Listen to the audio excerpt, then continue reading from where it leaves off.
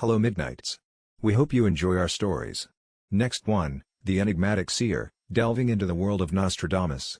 Let us know where you are listening from and don't forget to subscribe. Michel de Nostradamus, better known as Nostradamus, remains one of history's most enduring and enigmatic figures. Born on either December 14 or 21, 1503, in Saint-Rémy de Provence, France, he was a physician, astrologer, and alleged prophet whose collection of prophecies, Les Prophéties, has captivated and confounded scholars, mystics, and the general public for nearly 5 centuries. His cryptic quatrains, written in a blend of French, Latin, Greek, and Occitan, appear to foretell major world events, leading to a persistent fascination with his work and a constant debate about their true meaning and predictive power. Even today, as the clock ticks towards 11:36 p.m. CEST on Monday, June 2, 2025, from a tranquil vantage point in Grevenbroich, North Rhine-Westphalia, Germany, the enduring allure of his visions continues to resonate across continents and through time, frequently resurfacing in public discourse whenever global anxieties heighten. Nostradamus's early life was marked by intellectual curiosity and a rigorous education, deeply influenced by the burgeoning intellectual currents of the Renaissance. He was one of at least 9 children born to Jaume de Nostradamus, a prosperous grain dealer and part-time notary, and Renier de Saint-Rémy.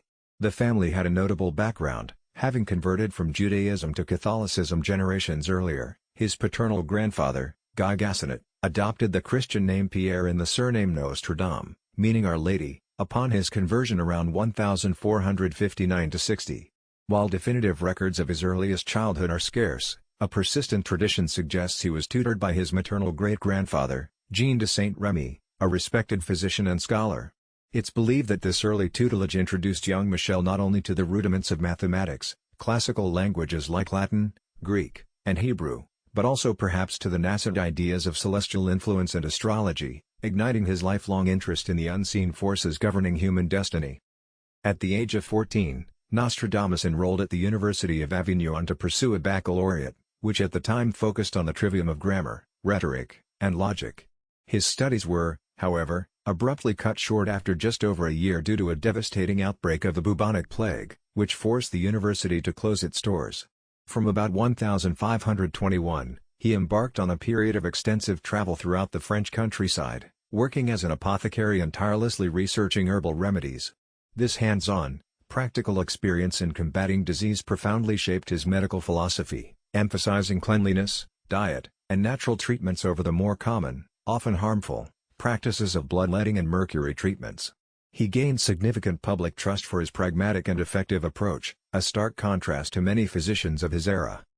In 1529, he sought to formalize his medical training, enrolling at the prestigious University of Montpellier for a doctorate in medicine.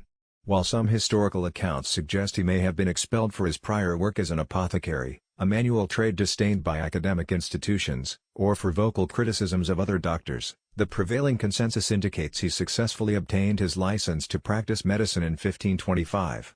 It was around this time that he adopted the Latinized form of his surname, Nostradamus, a common practice among scholars of the era to elevate their status.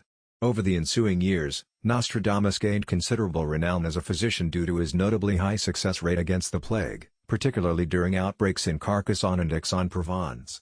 His innovative methods, including the development of a rose pill, likely an early form of vitamin C supplement derived from rose hips, made from crushed rose petals, sawdust, and gum arabic, earned him widespread praise and a significant local celebrity, even securing him financial support from grateful communities and patients.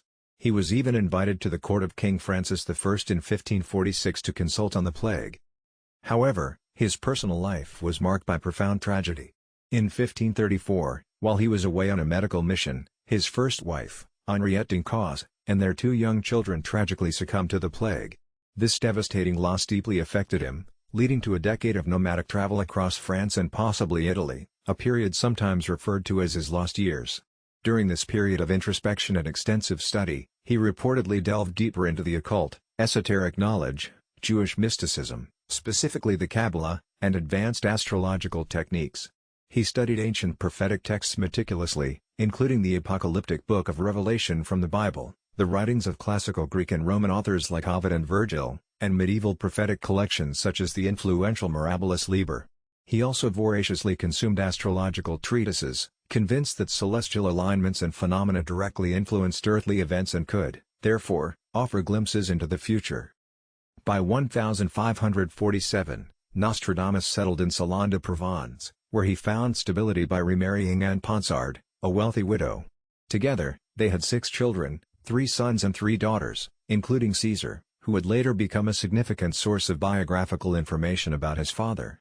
It was during this period of domestic tranquility that Nostradamus's focus definitively shifted from mainstream medicine to the creation of his prophecies. Utilizing his vast erudition and drawing upon his purported visions, he began composing his most famous work, Les Prophéties, first published in 1555. This initial edition contained 3 centuries and 53 quatrains, followed by subsequent editions that expanded the collection to 10 centuries, totaling 942 distinct quatrains. Nostradamus claimed to receive his prophetic visions through a combination of rigorous astrological study, the meticulous examination of ancient prophetic texts, and specific contemplative and ritualistic practices that induced a trance-like state. His process was not simply one of spontaneous insight, but rather a deliberate and cultivated method drawing from both intellectual discipline and mystical tradition.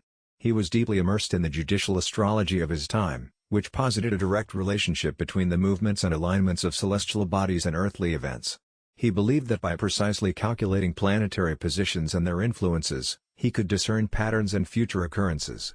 His extensive library contained not only astrological treatises but also a wealth of classical and medieval texts, from which he would often draw upon or paraphrase older prophecies, then use his astrological calculations to project their potential recurrences into the future, a technique sometimes referred to as bibliomancy. Beyond this intellectual approach, Nostradamus also employed methods designed to induce visions and insights. He's said to have spent hours in his study late at night, engaging in a practice known as scrying. This typically involved gazing intently into a bowl filled with water or a flame, sometimes while sitting on a brass tripod, a method reminiscent of ancient oracles. The consistent focus on a reflective or flickering surface was intended to clear the mind of mundane thoughts and facilitate a deeper state of consciousness, akin to a meditative or self-induced trance. During these sessions, he claimed to receive vivid images and impressions of future events. Some accounts even suggest he might have used herbal stimulants, though specific details are sparse, beyond the general understanding that such practices sometimes involved natural substances to aid concentration or alter perception. These visions, which he believed to be divinely inspired or revealed through an angelic spirit, formed the raw material for his prophecies. He would reportedly make notes or even sketches of what he saw, then meticulously transform these fragmented and symbolic insights into the complex, cryptic 4-line verses, or quatrains, that comprise Les Prophéties. The deliberately obscure language, a blend of Middle French, Latin, Greek, and Occitan, filled with metaphors, allegories, and anagrams, served not only to protect him from potential accusations of heresy from the Inquisition, though he maintained good relations with the Church, even famously advising Catherine de' Medici, Queen of France, who summoned him to Paris in 1556 to explain his prophecy regarding King Henry II's children, but also to accommodate the often fleeting and symbolic nature of his visions. This obscurity also allowed for a wide range of interpretations, making his work perpetually relevant to new generations and unfolding historical events. The predictions themselves are vast and varied, broadly categorizing into natural disasters, earthquakes, floods, famines, widespread wars, political upheavals, the fall of monarchs, rise of tyrants, and the fates of specific leaders or nations. Nostradamus rarely provides precise dates or geographical coordinates, instead relying on symbolic language, often using archaic place names, astrological configurations, and vague descriptions of powerful individuals or grand societal shifts. This nebulous quality is precisely what allows for the myriad interpretations that have kept his work alive for centuries. However, it's a select few-edged hits that have brought Nostradamus his most enduring fame and continue to fuel public fascination. Among the predictions for which he is most famous, certain interpretations stand out as particularly haunting due to their perceived uncanny accuracy and the scale of the historical events they describe. One of the most powerful and frequently cited prediction is that of the death of King Henry II, 1559, largely due to its apparent specificity and its fulfillment within 4 years of Les Prophéties initial publication. Quatrain 35 of Century I states, "The young lion will overcome the old one, in warlike field by a single duel. In a cage of gold his eyes he will pierce. 2 wounds made 1, then he dies a cruel death." This tragic event unfolded when King Henry II, whose personal emblem was a lion, participated in a jousting tournament. His opponent, Gabriel Montgomery, a younger captain who also bore a lion on his shield, accidentally shattered his lance. A splinter from the weapon famously pierced Henry's eye through the gilded visor of his helmet, causing a fatal injury that led to his agonizing death from septicemia days later. The chilling precision of the imagery, young lion, old one, the duel, the cage of gold, referring to the helmet, and the pierced eyes seem to align perfectly with the actual, highly improbable event. That it occurred so soon after the book's release gave it immediate, undeniable power, suggesting not just general foresight, but a specific, detailed vision of a tragic demise. The very visual nature of the king being blinded and dying in such a public and brutal way made it profoundly unsettling to contemporary observers and has resonated through history. Over a century after Nostradamus' death, the Great Fire of London, 1666, was linked to his writings, making it a source of retrospective awe and dread. Quatrain 51 of Century 2 reads, "The blood of the just will be demanded of London, burned up in the fire of 66. The ancient lady will topple from her high place. Many of the same sect will be killed." The explicit mention of London and the seemingly precise year 66, interpreted as 1666, the year of the catastrophic blaze, created a compelling, albeit retrospective, connection. The imagery of a city burned up in the fire and the subsequent interpretations regarding the blood of the just, linking it to divine retribution for perceived sins or as a symbolic cleansing that ended the lingering plague, which coincidentally subsided after the fire, made it appear as a divinely ordained, devastating purge. The idea that such a catastrophic event could be foretold with such apparent numerical and geographical specificity was profoundly unsettling and contributed significantly to Nostradamus's popular fame. The prophecies retrospectively linked to the horrors of 20th-century warfare and the rise of tyrannical figures, particularly the rise of Adolf Hitler in the World Wars, are especially haunting. Predictions of cruel wars, a leader rising from the depths causing terror and chaos, and the enigmatic mention of Hister, Century 2, Quatrain 24, "Beasts ferocious with hunger will cross the rivers." The greater part of the battle will be against Hister. He will cause great ones to be dragged in a cage of iron. When the child of Germany observes nothing, had been interpreted by many as clear allusions to World War I and II, and specifically to Adolf Hitler. While academic critics consistently note that Hister was a common Latin term for the Danube River and its phonetic similarity to Hitler is purely coincidental, this linguistic overlap struck a deep, unsettling chord with a public grappling with unprecedented evil. The imagery of beasts ferocious with hunger and great ones, dragged in a cage of iron resonated with the brutality of the Nazi regime, its concentration camps, and its sweeping conquests, making these interpretations deeply disturbing and eerily prophetic to many.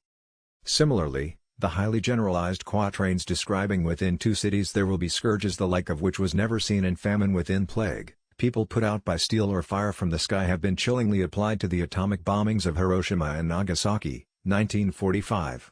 The atomic bomb represented a new, terrifying pinnacle of destructive power, fundamentally changing the nature of warfare and unleashing a horrifying new form of death on an unimaginable scale. The idea that such an unprecedented scourge could have been conceived and described by a 16th-century prophet, even in abstract terms, evokes a profound sense of cosmic foresight into humanity's self-destructive potential. The imagery of mass annihilation and the sudden, devastating nature of the attacks aligns with the very essence of nuclear terror, allowing these vague verses to be retroactively fitted to the specific, horrific events.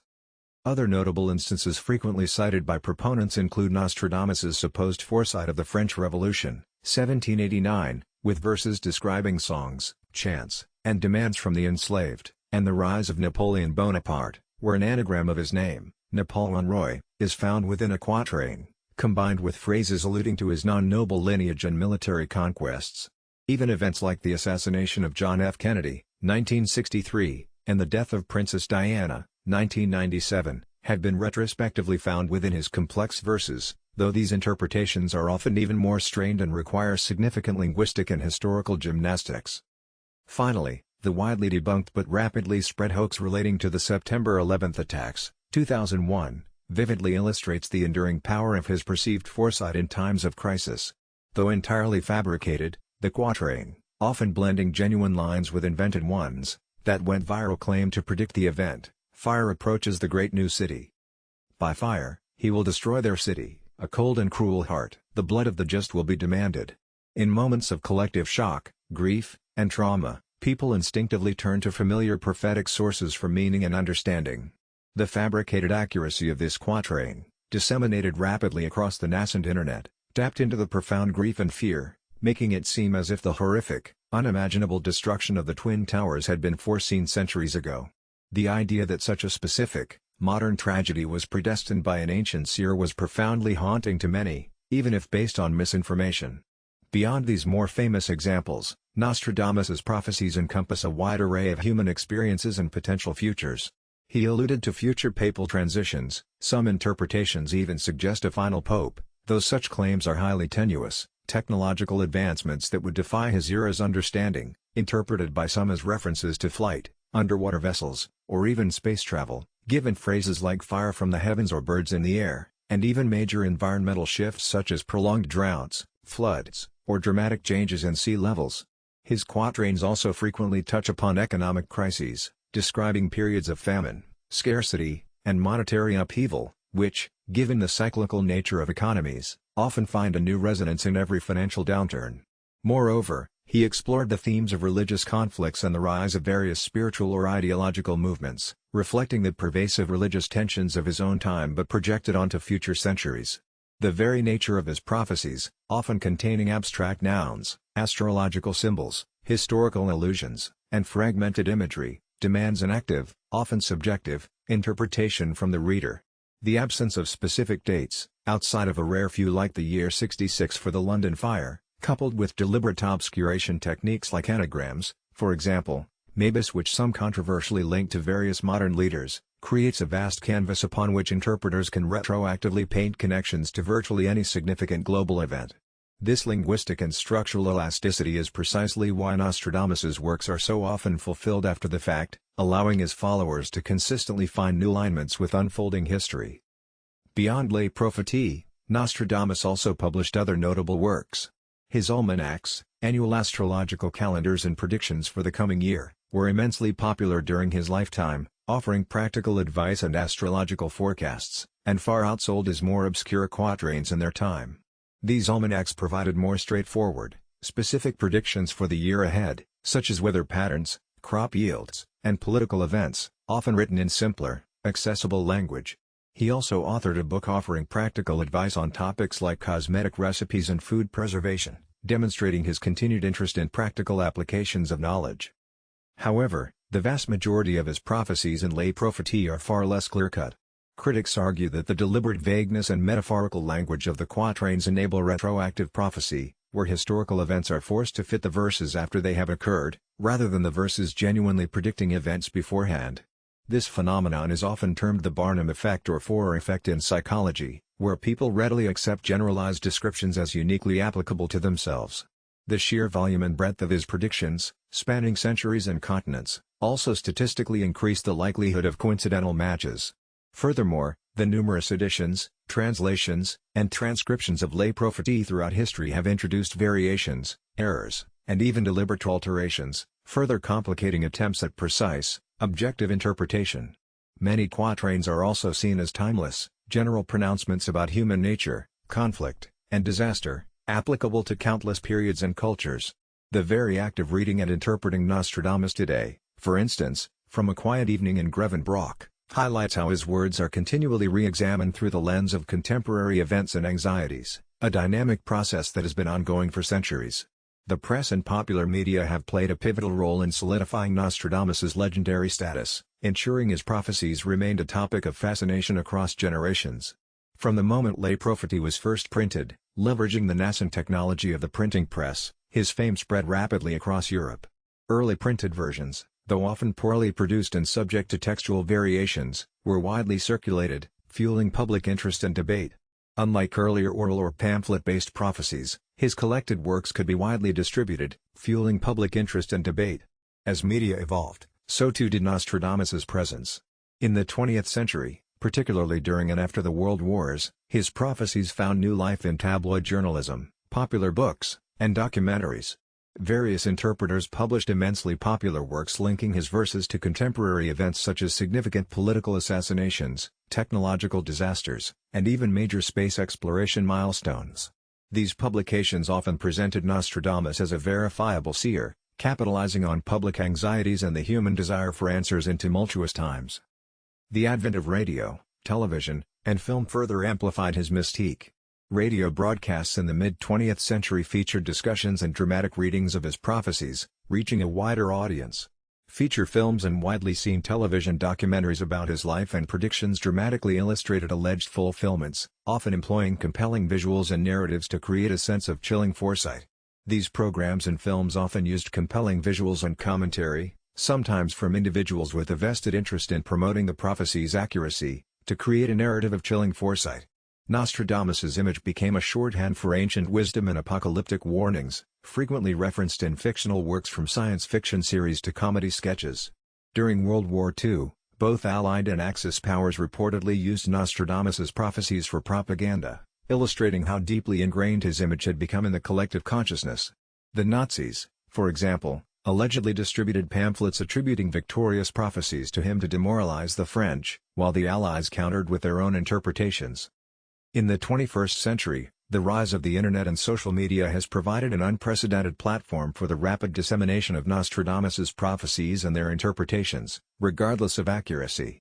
Websites, blogs, online forums, and later, platforms like Twitter, now X, Facebook, and TikTok, become instant conduits for sharing quatrains and attributing them to breaking news events. The infamous 9/11 hoax, for instance, spread globally via email and early Internet forums, demonstrating how quickly misinformation, particularly when tied to a revered prophetic figure, can take hold during collective trauma.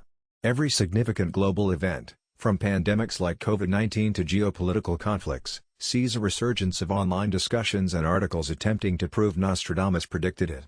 This constant media engagement, regardless of its critical rigor, cements Nostradamus's place as a cultural touchstone for prophecy and foresight. Psychologically, this fascination often stems from a fundamental human need for certainty in an uncertain world. Prophecies offer a sense of control and meaning in chaos, providing a framework through which to understand overwhelming events.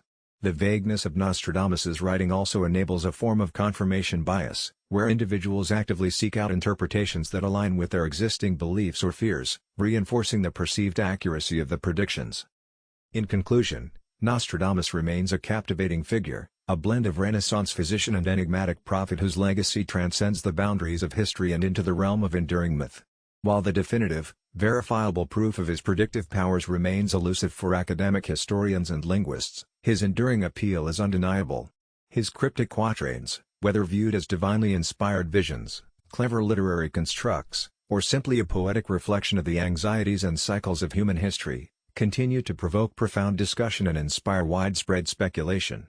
His very ambiguity, rather than detracting from his fame, has been the secret to his longevity, allowing each generation to find its own reflections and fears within his verses. Nostradamus taps into a timeless, universal human yearning for foresight and control over an unpredictable future, offering a perceived glimpse behind the veil of uncertainty. The persistent debate surrounding his predictions, continually amplified by various forms of media, from ancient pamphlets to modern viral posts, serves as a powerful testament to the allure of the unknown and the human desire to find meaning and order in the unfolding tapestry of history. Even in the contemporary world, the human fascination with individuals who claim to possess such a gift as Nostradamus endures. While there are no figures today recognized with the same widespread historical authority or prophetic output as Nostradamus, the desire to believe in those who can pierce the veil of the future persists. Modern society sees various individuals or groups who purport to have similar abilities, whether they are called psychics, seers, remote viewers, or even those who interpret complex data to predict trends with an almost uncanny accuracy. These contemporary claimants to foresight often operate within niche communities or gain episodic public attention during moments of crisis. This continued belief in a form of foresight stems from deeply ingrained psychological needs, the human mind's inherent drive to find patterns, even where none exist, the comfort derived from a sense of order in a chaotic world, and the profound desire to mitigate fear by anticipating what lies ahead. Much like with Nostradamus, the interpretations of their pronouncements often become clearer only in hindsight, fitting past events to vague predictions through the lens of confirmation bias. The modern media landscape, with its instant communication and fragmented information, can amplify such claims, creating a cycle where interpretations gain traction not necessarily through accuracy, but through resonance with prevailing anxieties and the collective wish for someone to guide us through uncertainty. Just as Nostradamus's prophecies offered a framework for his turbulent era, so too do modern prophetic figures, whether spiritual or secular, attempt to provide solace and meaning in our own complex times, demonstrating that humanity's quest to unlock the secrets of the future remains a powerful and perpetual endeavor.